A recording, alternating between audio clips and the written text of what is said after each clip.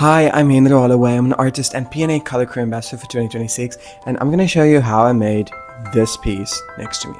So step one is you're going to take your canvas and you're going to prep it with a base coat. I prefer using either PVA paint or wall and ceiling paint, something that is cost effective that you can use for many different pieces that you are working on. You're going to let that dry and then you're going to move on to step two. Step two is taking your reference that you will have to prepare in advance and sketching it out onto the dry layers that you already painted. After you're happy with your sketch, you will take a fixative spray and spray the pencil sketch so that it doesn't smudge afterwards when you go over it with paint. Just make sure that before you start painting that it's dry, and also spray in a well-ventilated area. I would recommend going outside. Step three is very fun. You're gonna go in and you're gonna go abstract. Just gonna have fun, see where the wind takes you. So the two colors I started with was yellow ochre and raw umber, which is two colors that look really nice together. Take a spray bottle, fill it with water, and spray your whole canvas with it so that it's damp. Then you're gonna go in with your paint and you're just gonna swash it on there. Heads up though, don't use oil paint with this technique. This is for acrylic paint only, okay? What I also did was, after applying the paint, I sprayed on top of the paint with the water again to make it drip. So you will see here, there's some drips here. So you can do that, which is a really fun technique, and I think it looks very nice. Then actually starting with the portrait. I always start with shadows. So I start with blocking in the shadows and accentuating the outline so that I can see what I am doing.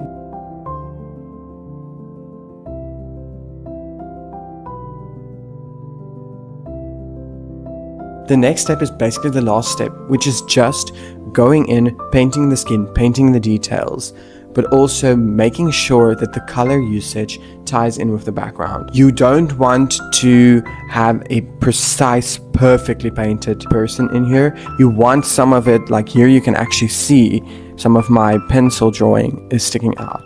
Some of the layers are not fully covered, and that's kind of the idea. You want some of those layers to peek through, and then you just go in finishing details until you are happy with the end result. And that's literally how I created this. Afterwards you can seal it. I haven't sealed this one yet, but I would recommend sealing it with a sealant or varnish just to add a little pop and to protect the painting.